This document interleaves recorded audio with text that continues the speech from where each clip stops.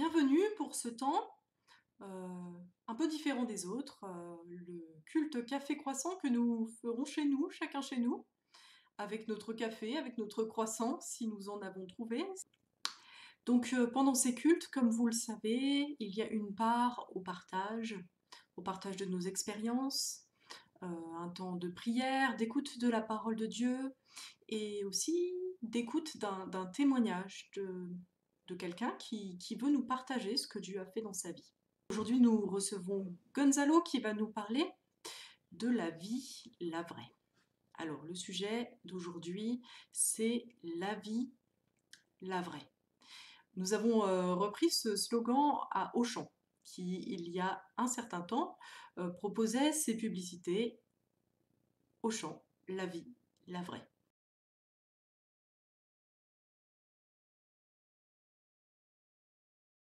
Alors, nous terminons là la période de confinement, et certes, les supermarchés Auchan n'ont pas fermé, mais il y a beaucoup d'autres choses qui ont changé pour nous, des choses qui ont disparu, des choses que nous avons dû vivre d'une manière toute différente. Alors, ce qui fait ordinairement notre vie, c'est le travail, et là, on a dû s'habituer au manque de travail, ou changer notre manière de travailler avec le télétravail, faire travailler les enfants aussi. Notre vie habituelle, c'est les relations, et là, on a dû faire avec des relations beaucoup plus proches, puisque ceux qui sont en famille ont dû vivre vraiment plus proches les uns des autres, ou pour ceux qui sont seuls, euh, nous avons dû faire face à la solitude, au fait d'avoir beaucoup moins de relations. Et puis, il y a notre vie d'église aussi qui a changé. Nous ne pouvons plus nous réunir, nous ne pouvons plus prendre la Sainte Seine comme nous en avons l'habitude. Euh, des choses ont changé. Donc, ce que je voulais dire, c'est que notre vie a changé. Ce sur quoi reposait notre vie euh, est parti ou s'est modifié. Alors, la vie, la vraie, c'est quoi? Je pense que c'est devant cette question que nous met le confinement. Quand les choses changent, quand les choses disparaissent, quand les choses se transforment, la vie, la vraie, qu'est-ce que c'est? Alors nous commençons par partager un petit temps d'échange, quelques vidéos de paroissiens qui vont nous dire ce qu'il leur a le plus manqué pendant ce temps de confinement. Et par là, nous chercherons à voir ce qui pour nous est important, ce qui est important dans nos vies. C'est à travers le manque parfois qu'on voit cela. Donc nous écoutons les frères et les sœurs qui nous partagent ce qui leur a le plus manqué. Et puis à la fin de ce partage, je vous encourage à échanger entre vous ou à vous poser la question pour vous-même si vous êtes seul. Il est possible de mettre votre réponse dans les commentaires de la vidéo si vous avez envie de la partager avec d'autres.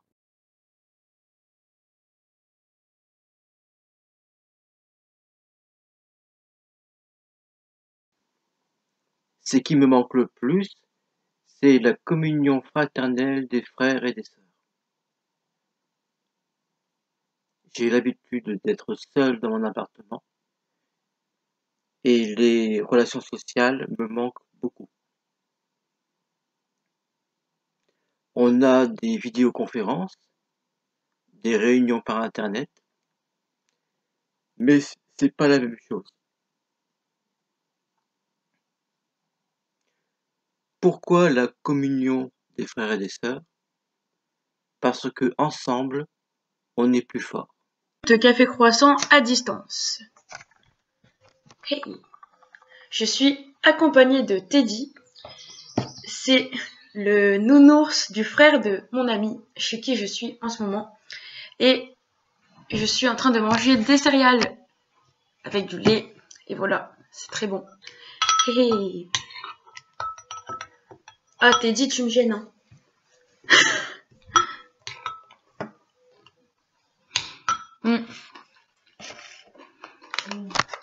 Moi, ce qui m'a le plus manqué pendant le confinement, c'est de faire du vélo. Et vivement que je puisse en refaire. Voilà. À bientôt. Bonjour. Alors, ce qui m'a le plus manqué pendant la période de confinement, je suis obligée de donner deux réponses. La première, c'est ponctuellement d'avoir dû renoncer à notre voyage en Angleterre pour voir ma vieille grand-mère. Et ça m'a manqué parce que je souhaitais particulièrement lui présenter sa nouvelle arrière-petite-fille. Donc, elle n'a toujours pas pu voir en vrai.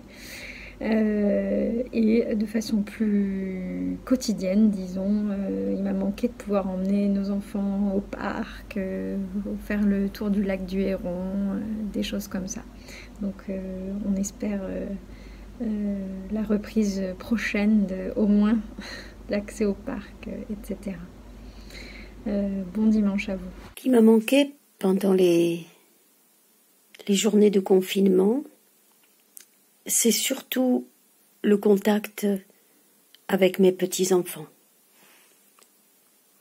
Et puis, c'est aussi de me sentir attachée à quelque chose, d'être obligée de signer un papier pour pouvoir sortir. Et en même temps, je me suis dit, je vis comme les personnes qui sont en prison, comme les personnes qui sont à l'hôpital, clouées sur un lit.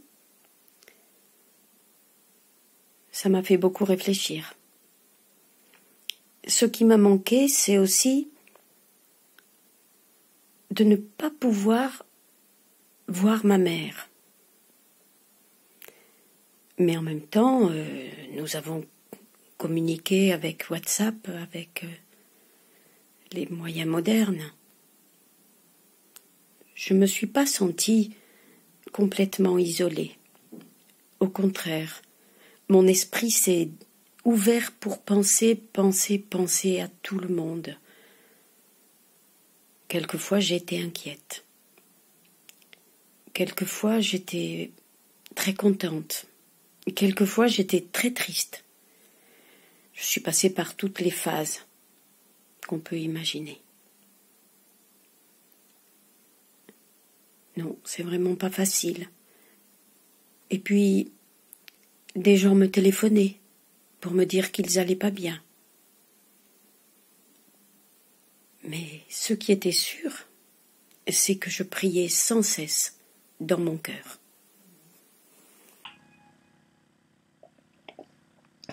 Oui, je carbure au café. Alors d'abord, quelle est la chose qui m'a le plus manqué durant le confinement? C'est tout simplement ma Bible. Pourquoi? Parce que à l'endroit où je suis coincé depuis le début du confinement, donc depuis 2 mois, il est impossible pour moi de prier, de méditer et d'étudier ma Bible comme je le souhaiterais, comme je le voudrais, comme j'ai l'habitude de le faire chez moi. Donc il est clair que c'est ma Bible qui m'a le plus manqué. Rares sont les moments où je peux tranquillement prier, méditer et étudier et l'étudier.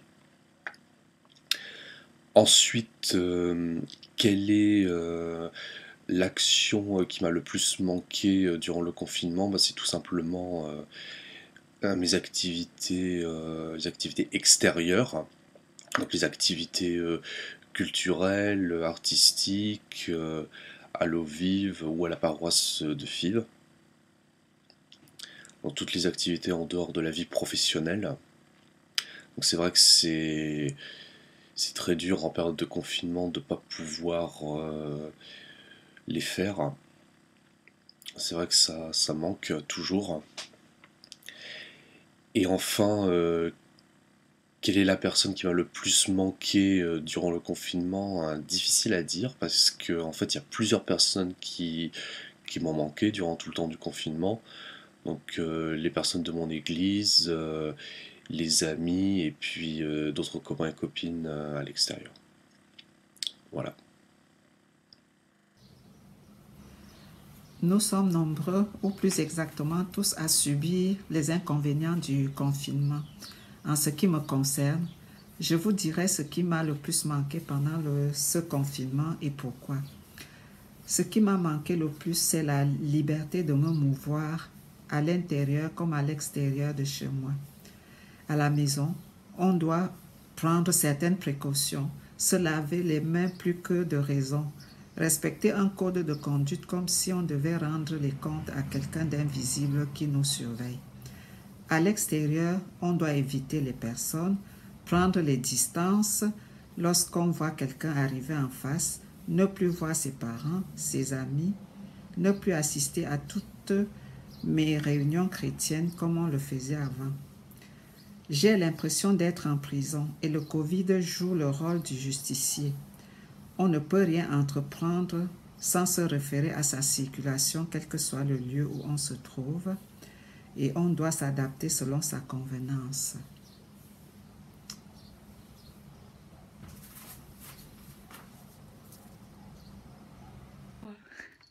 Bonjour. Alors voilà, moi ce qui m'a plus manqué pendant le confinement, c'est l'absence de nature. Et ça peut être paradoxal parce que j'habite au 16e étage et que moi la nature je vois pas grand chose à part des immeubles. Mais c'est justement quand il nous manque quelque chose qu'on se rend compte de sa valeur. Et ça m'a fait fortement penser au poème de Verlaine, le ciel est par-dessus les toits, si beau, si calme. Et voilà, moi pendant tout le confinement, j'étais comme ça, quoi. J'étais avide de reprendre les marches que j'avais commencées et que j'ai pas pu continuer. Et puis aussi, j'ai pu m'émerveiller de la nature malgré le confinement parce que pour la première fois depuis 8 ans que j'habite à Mons, j'ai pu entendre les oiseaux chanter le matin. Et ça a renforcé mon idée de manque et d'émerveillement devant la nature. Voilà ce que je pouvais dire. Voilà, je fais mon café et croissant sans les croissants. On m'a demandé de réfléchir à ce qui m'a manqué. Une seule chose qui m'a manqué pendant cette période de confinement. Pour moi, ce qui m'a manqué le plus, je pense, c'est la relation, parce que je crois que nous sommes des êtres de relation.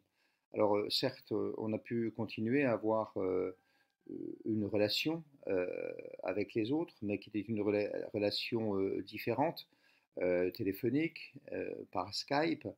Euh, Moi, j'ai continué à travailler et dans notre relation, on l'a fait à travers un masque ou avec un masque. Donc c'est une relation qui a changé, qui n'est plus naturelle et qui n'est plus spontanée.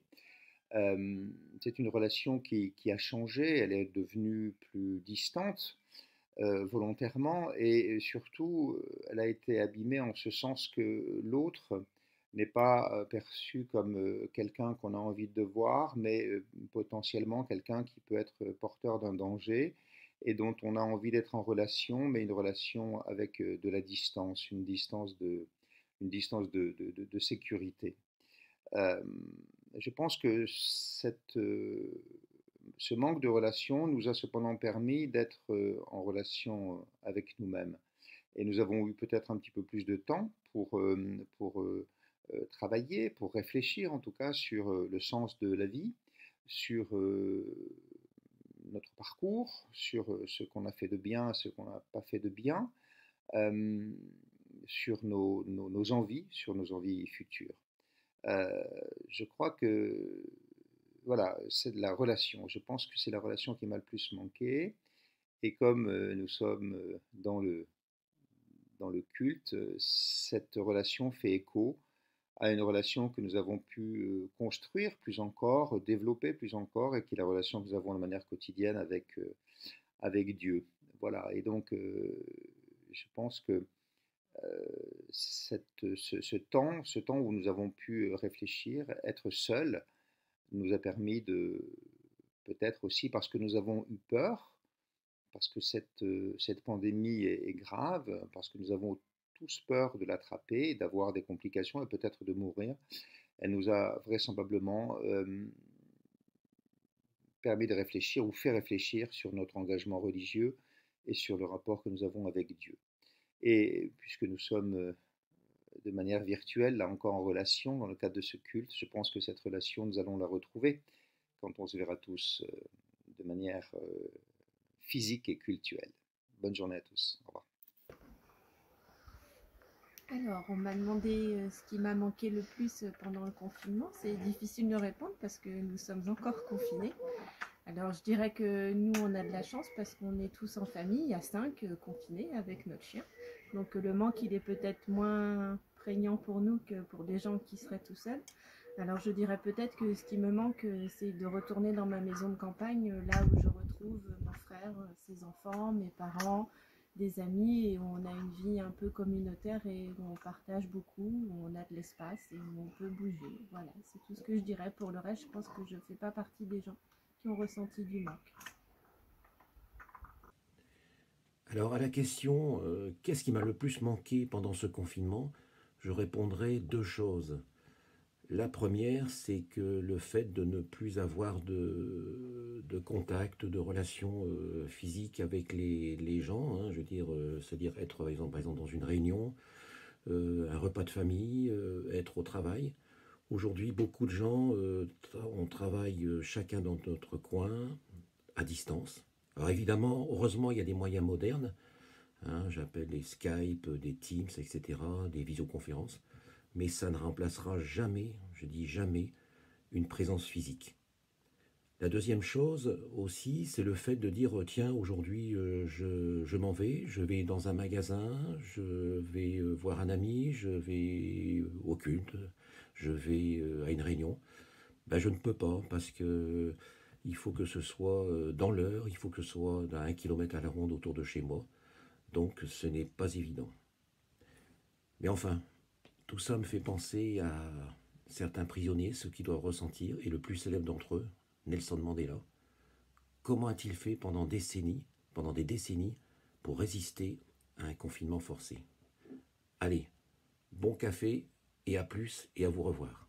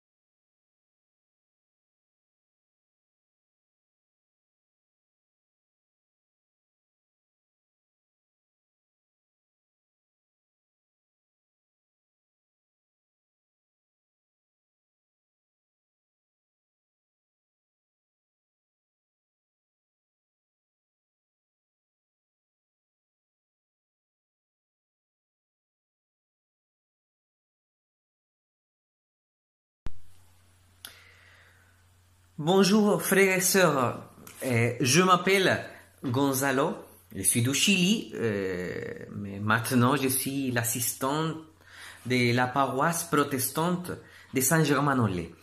Et ce matin, je voudrais partager avec vous un témoignage.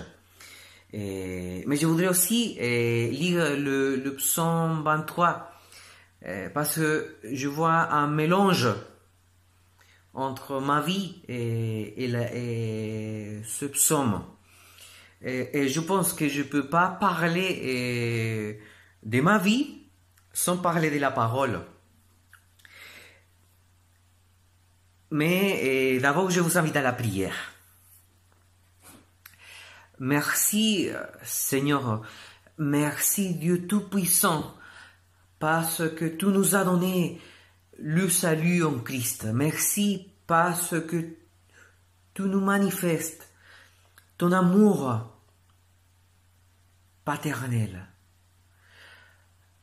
parce que en Christ nous pouvons voir ta grâce vers nous. Je te demande l'action de ton Saint-Esprit dans ma vie et dans la vie de chaque personne qui est en train de voir cette vidéo. Au nom de Jésus, Amen.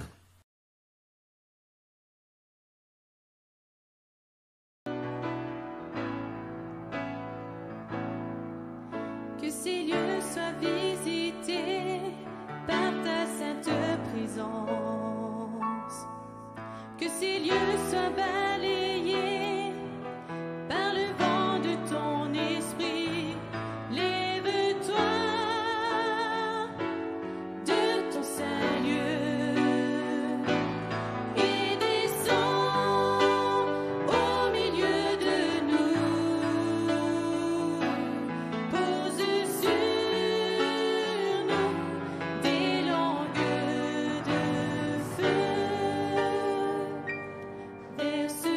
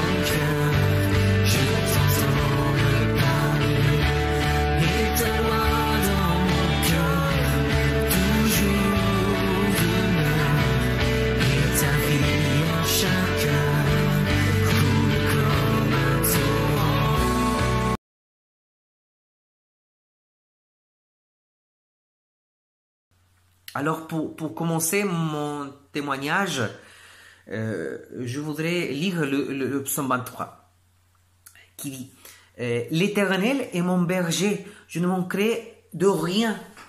Il me fait prendre du repos dans des pâturages bien verts. Il me dirige près d'une eau paisible. Il me redonne des forces. Il me conduit dans les sentiers de la justice à cause de son nom. Même quand je marche dans la sombre vallée de la mort, je ne redoute aucun mal, car tu es avec moi. Ta conduite est ton appui. Voilà ce qui me réconforte. Tu dresses une table devant moi, en face de mes adversaires. Tu verses de l'huile sur ma tête et tu fais déborder ma coupe. Oui, le bonheur et la grâce m'accompagneront tous les jours de ma vie. Je reviendrai dans la maison de l'Éternel jusqu'à la fin de mes jours. J'aime beaucoup ce psaume. Je trouve ce psaume très très fort. Et dans les moments difficiles de ma vie, j'aime bien le lire. Et chaque fois que je lis ce psaume, je vois quelques idées. Je pense que tous les êtres humains, les hommes et les femmes, les grands et les petits, et les riches ou les pauvres, de toutes les nationalités, les Chiliens comme moi, les Français, et tous ont besoin d'un berger. Et j'ai senti ça dans ma vie. À un moment donné, j'ai senti ça. Et je vois ça aussi chaque jour, en ce moment, que j'ai besoin d'un berger. Parce que même quand nous essayons de nous montrer comme des gens forts, nous utilisons une armure pour cacher nos faiblesses. Parce qu'il faut dire la vérité. Tous, on a des faiblesses. Nous avons besoin de cacher nos peurs les plus profondes, les blessures émotionnelles. Et plein de fois, j'ai essayé de faire la même chose, de cacher mes peurs, les faiblesses, les blessures émotionnelles. Parce que personne ne veut se montrer fragile. Même aujourd'hui, je n'aime pas me montrer fragile. Mais même si on ne veut pas le reconnaître, nous avons besoin de quelqu'un comme un super-héros. J'aime bien cette idée du super-héros. Et j'ai besoin de quelqu'un comme ça. J'ai besoin de quelqu'un en qui je peux placer l'admiration, la confiance et la sécurité.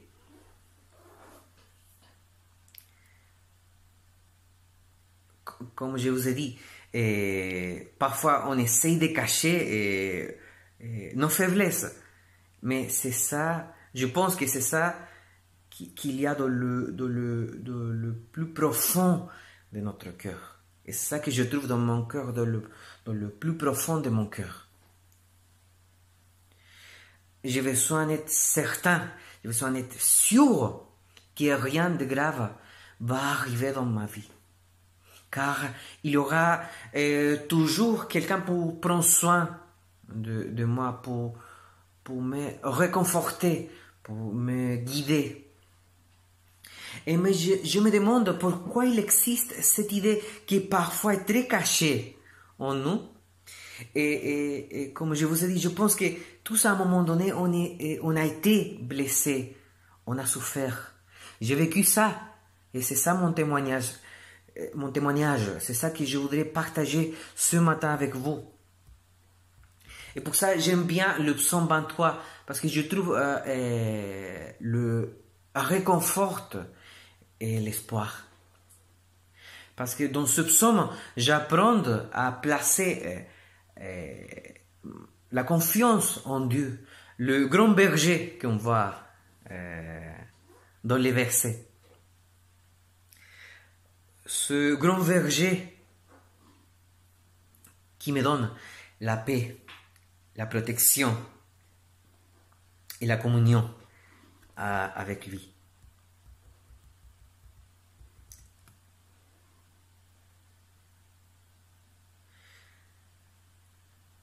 C'est lui qui m'apporte la joie et la paix. Et c'est lui qui apporte la joie et la paix que tout le monde désire. C'est seulement en lui que je peux trouver le vrai sens de la vie.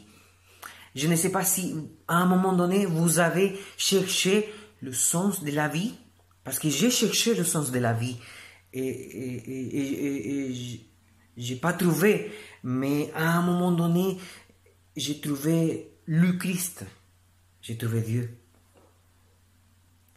Parce que c'est seulement en Dieu que nous pouvons avoir une vie en plénitude.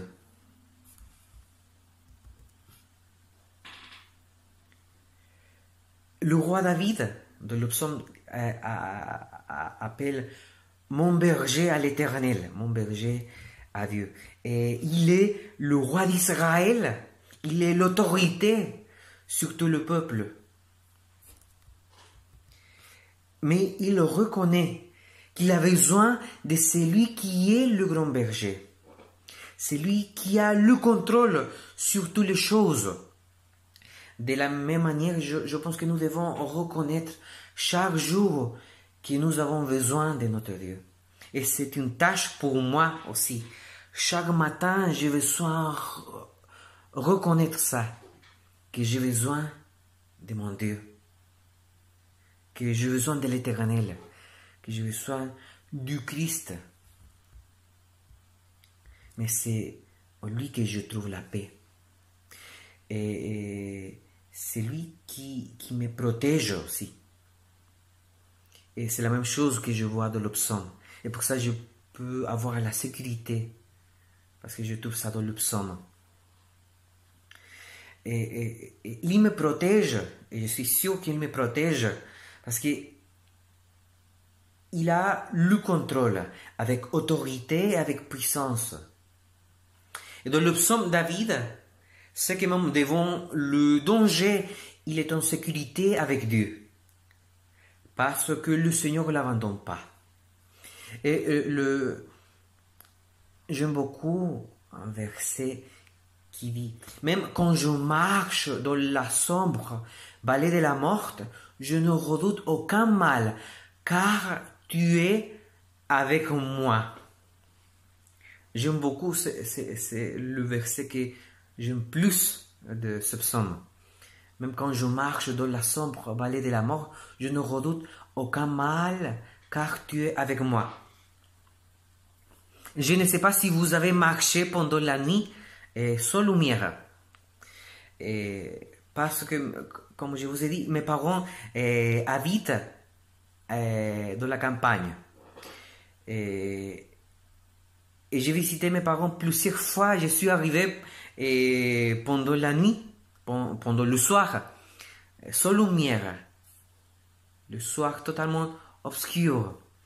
Et ça fait peur. C'est vrai que ça fait peur. Mais ça fait peur l'inconnu. Ça fait peur ce que nous ne pouvons pas voir. Mais c'est pour ça que nous pouvons avoir la sécurité en Dieu. Qu'il a le contrôle de tout et de notre vie. Parfois, j'ai peur de l'avenir parce que j'essaie simplement de faire confiance à mes forces. Mais c'est pas ça, c'est pas comme ça la vie. Parce que ce qui va arriver ne dépendra pas du contrôle que nous avons, que j'ai sur les situations, mais de Dieu. Toutes les choses et l'avenir dépendent seulement de Dieu.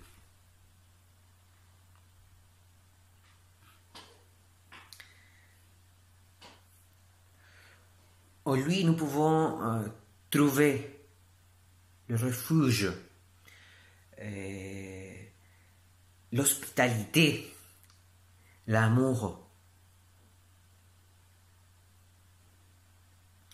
Le psaume présente, ce psaume présente à Dieu comme un père aussi, qui verse de l'huile sur la tête de David et qui remplit sa coupe de vin.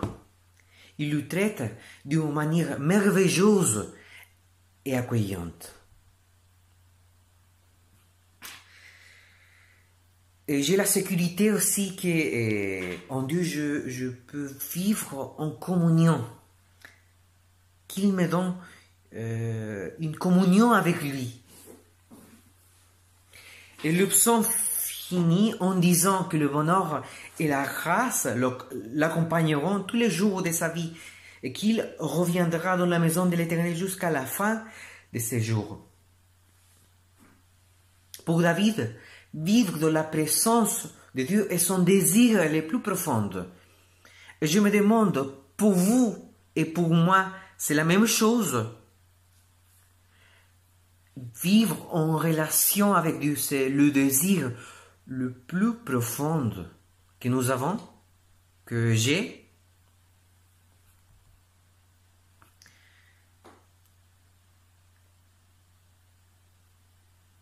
Toutes les choses de ce monde sont rien en comparaison avec la communion, avec la relation que nous pouvons avoir avec Dieu.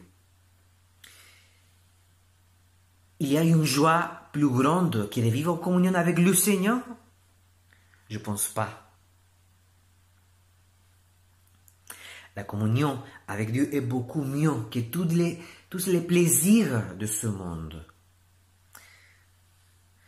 Et j'aime bien aussi le psaume 27, verset 4, c'est David aussi qui parle.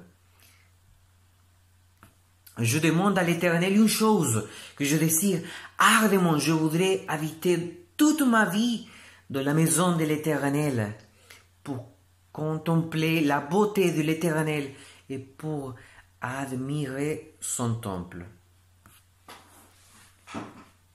Je voudrais dire la même chose que David. J'ai envie de dire ça. Je voudrais habiter toute ma vie dans la maison de l'Éternel, pour contempler la beauté de l'Éternel, pour contempler la beauté de Dieu, la beauté du Christ, pour admirer le Christ.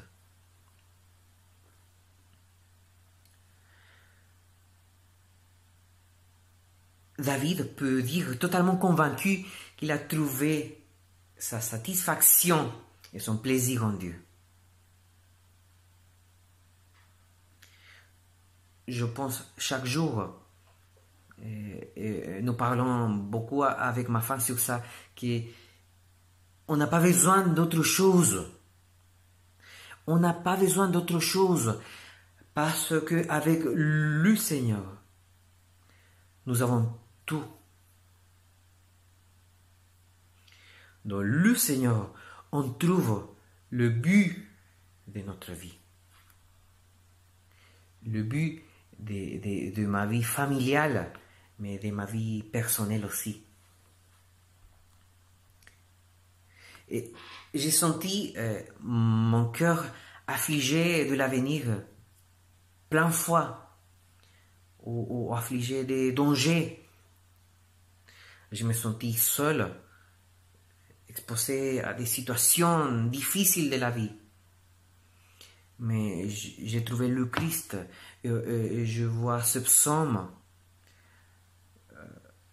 où le Christ, où Dieu me propose, me donne le réconfort et l'espoir. Je vois dans ce psaume que j'ai la sécurité en Dieu, en lui, parce qu'il est mon berger. Et en tant que berger, il me protège, il me soutient, il renouvelle mes forces.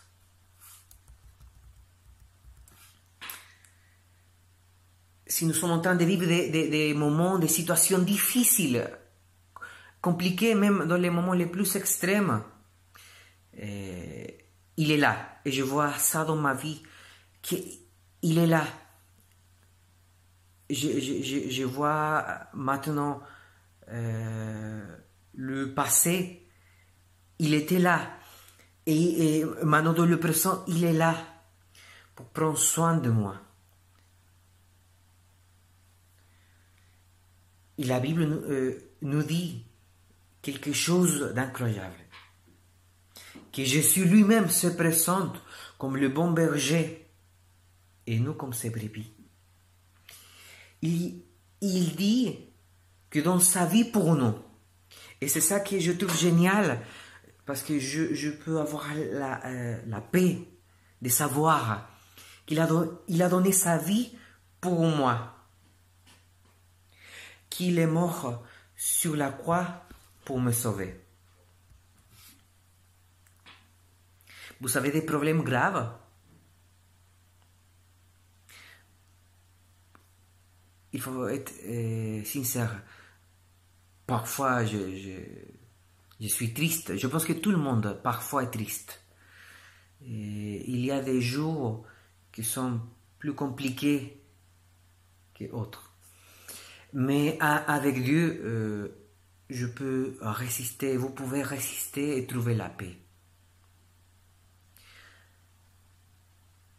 Parce que ma foi et votre foi n'est pas construite sur quelque chose faible, mais en Jésus.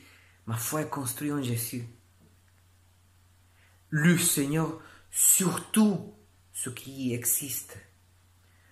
Ou comme dit la Bible, le chef des bergers, mon protecteur et mon sauveur.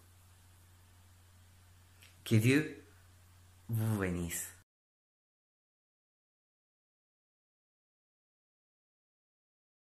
En parlant de ce qui nous a manqué tout à l'heure, nous avons remarqué que nos vies s'appuient sur toutes sortes de choses. Toutes ces choses, ce sont des bienfaits que Dieu nous donne et pour lesquels nous pouvons rendre grâce. Mais finalement, ce ne sont pas ces choses qui nous font vivre. Ce ne sont pas ces choses que nous pouvons perdre qui assurent la sécurité de notre existence. Si nous nous attachons à Dieu en Christ, si nous lui faisons confiance, si nous mettons notre vie à sa suite, alors nous avons là ce sur quoi faire reposer notre vie et nous sommes là certains que nous vivrons toujours. Nous pourrons perdre tout. Tout ce qui faisait sens dans notre vie peut disparaître. En Jésus, nous demeurerons vivants. Tout ce que nous avons bâti, toutes nos belles constructions, toute notre gloire peut s'écrouler. Mais en Christ, nous avons la vraie vie. Et même lorsque nous mourrons, ce qui nous arrivera probablement à tous, en Christ, nous serons vivants et nous aurons la vie, la vraie. Pourquoi cela? Jésus est venu dans le monde pour ôter le péché du monde. Il est venu pour enlever tout ce qui nous sépare de la vie abondante qu'il veut nous donner, tout ce qui nous sépare du Père qui veut prendre soin de nous, tout ce qui nous empêche de recevoir sa paix, sa joie et de jouir de sa présence. Et aujourd'hui, nous croyons que si nous accueillons Dieu en Jésus-Christ dans notre vie, eh bien, nous vivrons toujours avec lui. Jésus est mort pour nous libérer du péché et il est ressuscité. Et parce qu'il est vivant, si nous nous attachons à lui, nous vivrons toujours avec lui. Il est notre berger. Il est là, vivant, avec nous toujours. Alors voilà cette bonne nouvelle de Jésus, socle pour notre vie, vraie vie que nous pouvons accueillir. Je vous propose donc de prendre un temps, chacun chez nous, pour nous-mêmes, dans le silence, pour nous souvenir de ces promesses qui nous sont faites en Christ, pour les accueillir peut-être à nouveau, pour nous en réjouir, si en effet nous fondons notre vie en Christ, si il est notre berger déjà, le remercier d'être venu prendre cette place dans notre vie. Et si nous pensons que ce n'est pas le cas finalement, si nous pensons que Dieu en Christ n'est pas notre berger, qu'il n'a pas vraiment sa place dans notre vie, que nous ne lui avons pas encore fait place et que finalement notre vie repose sur d'autres choses, et bien si nous le souhaitons, nous pouvons demander à Dieu de venir prendre sa place, la place de berger dans nos vies. Donc nous pouvons faire ça pendant ce petit temps, chacun chez nous, un temps de silence, n'éteignez pas votre ordinateur, c'est un peu étrange un temps de silence sur internet, mais c'est vraiment un temps pour que chacun se mette devant Dieu, devant les promesses de Dieu, devant cette offre merveilleuse de la vie, la vraie.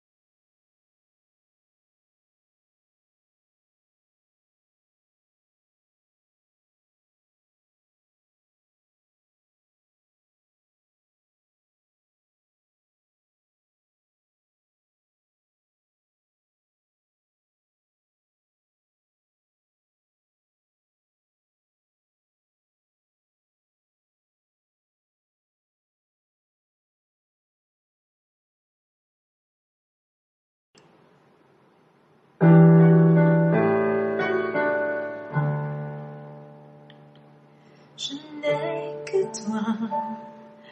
toi dans le ciel. Je ne désire rien d'autre que toi sur la terre. Si je suis faible, ou même si je tombe, Dieu est le soutien de mon cœur. Dieu, tu es le soutien de mon cœur, mon héritage et mon plus grand bien. Oh oui, Dieu, tu es le soutien de mon cœur. Près de toi, je me sens bien. Quand mon cœur était plein d'amertume, je perdais la raison et je n'y voyais plus rien. Mais Dieu s'approcha pour me saisir la main. Dieu est le soutien de mon cœur. Dieu, tu es le soutien de mon cœur, mon héritage et mon plus grand bien. Oh oui, Dieu, tu es le soutien de mon cœur. Près de toi, je me sens bien.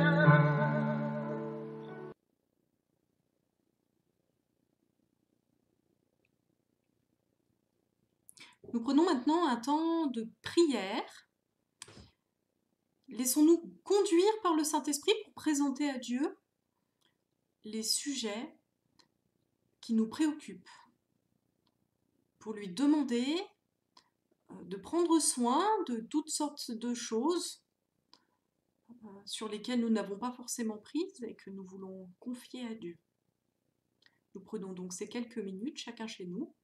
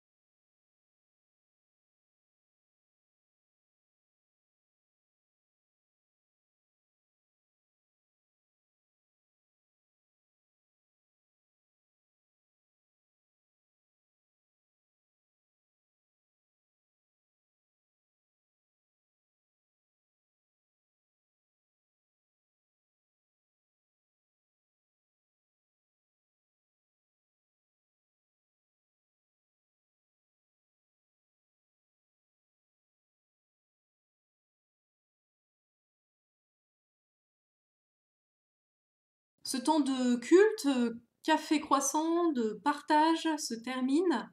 Merci à Gonzalo d'avoir accepté de donner son témoignage. Merci à toutes celles et ceux qui ont aussi donné leur contribution, toutes celles et ceux qu'on a vus partager sur ce sujet du manque pendant le confinement. Si vous voulez vous joindre à nous, si vous voulez des informations aussi, vous pouvez me mettre un mail à paroisse.fiv@gmail.com.